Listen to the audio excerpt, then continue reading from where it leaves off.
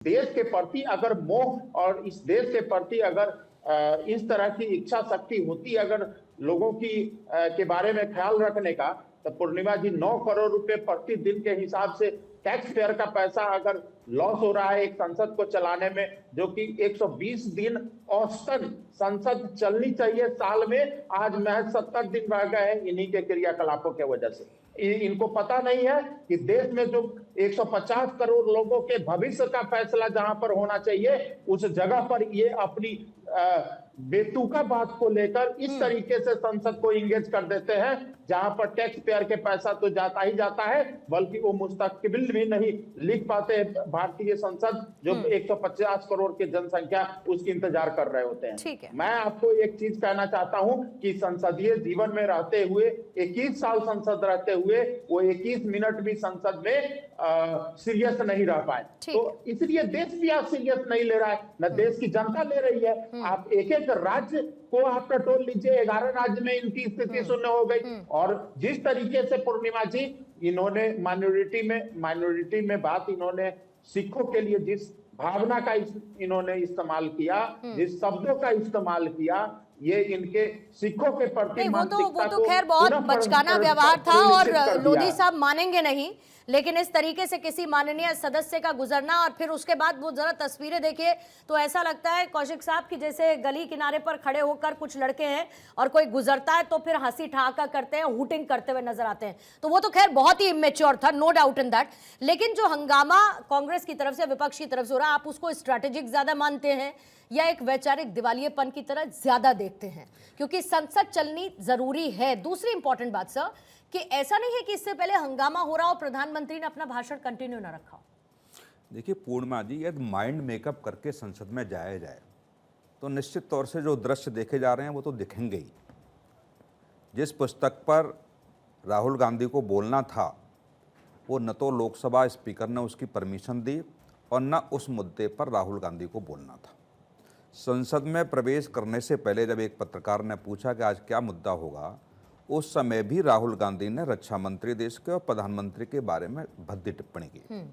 और आज भी आप देखेंगे कि जब संसद सत्र के दौरान बाहर निकल रहे हैं राहुल गांधी, तब भी उन्होंने प्रधानमंत्री पर भद्दी टिप्पणी की है कि वो डर गए और उनमें हिम्मत नहीं थी कि वो सामना करने आते। किससे डर गए? आपने डरा दिया, या आपके व्यवहार ने डरा दिया, या आपके अपशब्दों ने डरा दिया?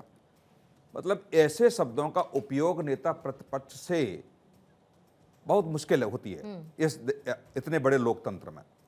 दूसरी सबसे महत्वपूर्ण बात, जो भी संसद की कार्रवाई चलती है, कोई नया नवेला सांसद आए उसे तो नहीं पता होगा, ठीक है, लेकिन जहां आपने बिल्कुल बचपन से सारी चीजें देखी हों राजनीति की और लगातार आप सांसद हैं, नेता प्रतिपक्ष हो जाने के नाते और आपकी जिम्मेदारी बनती है कि एक प्रोटोकॉल, एक ब्लूप्रिंट होता है कि संसद कैसे चलेगी, कौन कितनी मिनट बोलेगा और किस मुद्दे पर बोलेगा।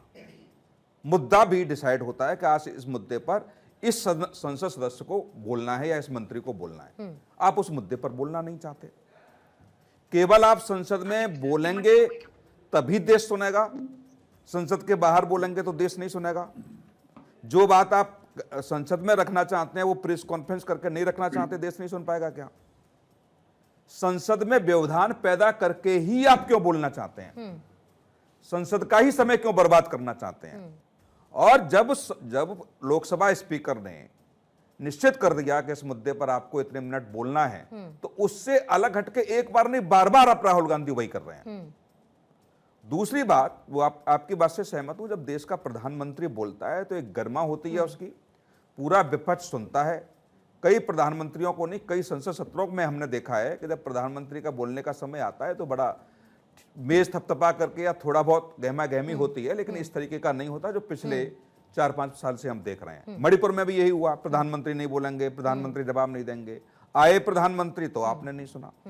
आपने इस पे भी, कल से मैं देख रहा हूं कि अमेरिकी डील पर जो भी था कि प्रधानमंत्री नहीं बोलेंगे, प्रधानमंत्री नहीं बोलेंगे, बुक्स के बारे में जो कहा कि नहीं प्रधानमंत्री बोलेंगे, और प्रधानमंत्री जब बोलने आए तो सुनना चाहिए आपको। रक्षा क्षेत्र की बात हो तो डिफेंस मिनिस्टर को नहीं सुनना, प्रधानमंत्री बोलेंगे। नहीं, हर मामले में प्रधानमंत्री देश की रक्षा की बात हो, जब गृह मंत्रालय की कोई बात हो तो अमित शाह बोलेंगे तो हमको नहीं सुनना है, प्रधानमंत्री को बोलना चाहिए।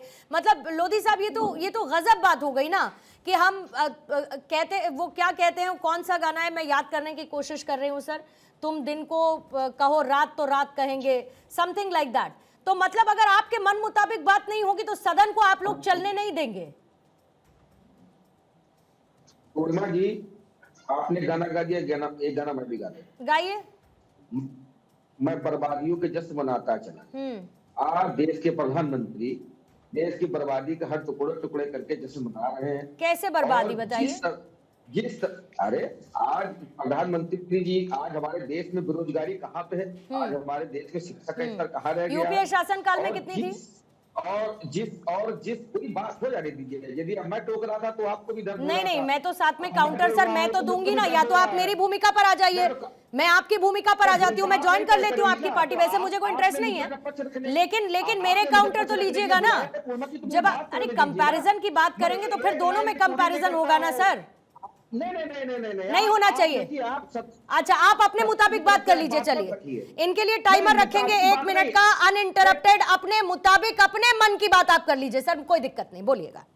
देखिए, मैं अपनी मन की बात करने नहीं आया हूं। अच्छा। और मैं किसी के मन की बात सुनने आया हूं। मैं यहाँ पे बात करने आया हूँ जिस तरह भारत देश की स्थिति है। आप अभी यहाँ पे बोला जा रहा था कि प्रधानमंत्री जी किसान हितैषी है, किसानों के हित की बात करते हैं। जब इस देश में किसान आंदोलन में काले कानून के खिलाफ 700 से ज्यादा किसान मर जाते हैं कड़ाके की ठंड में, तब प्रधानमंत्री को उन 700 किसानों की हितैषी कहने का हक क्यों नहीं प्रदान किया जाता है? और जिस निशिकांत दुबे की बात कर रही हैं, वो एक किताब राहुल गांधी डिफाइन करते हैं, तो राहुल गांधी पर वही लोकसभा स्पीकर प्रतिबंध लगाने का काम कर रहे हैं। उसी जगह 6 किताब लेकर निशिकांत दुबे जी और हमारे देश के प्रधानमंत्री की एक किताब का कोट करते हैं, उन पर क्या कहते हैं, प्रतिबंध लगाने का काम नहीं करते। पब्लिश्ड और अनपब्लिश्ड किताब में यही अंतर है ना। उर्मा जी, पूरी बात। हाँ, बोलिए। जिस नेहरू जी के चरित्र की बात कर रहे हैं, शशिकांत दुबे किस मुंह से नेहरू जी के चरित्र की बात कर रहे हैं? तो खुद अपनी बहन से शादी किए हुए बैठे हैं। आप खुद देखिए, देश को तो जवाब देना पड़ेगा। आज मोदी जी का जवाब देने का समय आ गया है कि देश की सीमा के साथ खिलवाड़ किया जा रहा है। ठीक है, आप जिस तरह उनकी टाइम खत्म है लोधी साहब। वैसे आपका एक बात बस पूछते हुए, कटियार साहब आपका लेती हूँ मैं रिएक्शन, फिर सिंह साहब आपसे मैं लूंगी। लोधी साहब, डोकलाम कहां पर है एग्जैक्ट?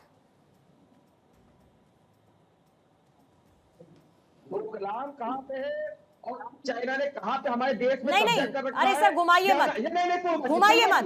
डोकलाम क्या है यहाँ पे? डोकलाम क्या है सर? किस किस की सीमा लगती है डोकलाम में, जरा बताइएगा। नहीं, हिंदुस्तान की सीमा है और किसकी लगती है? और आप खुद देखिए, जिस तरह लगा किस किस की सीमा लगती है लोधी साहब? सीमा के, मेरी बात तो पूरी हो जाएगी। अरे जवाब सीधे कट टू कट रखिए ना सर, इतना समय थोड़ी दे पाऊंगी। मैं पूछ रही हूँ किस किस देश की सीमा लगती है, ये बताइए। जिस तरह जनरल नरवणे की किताब में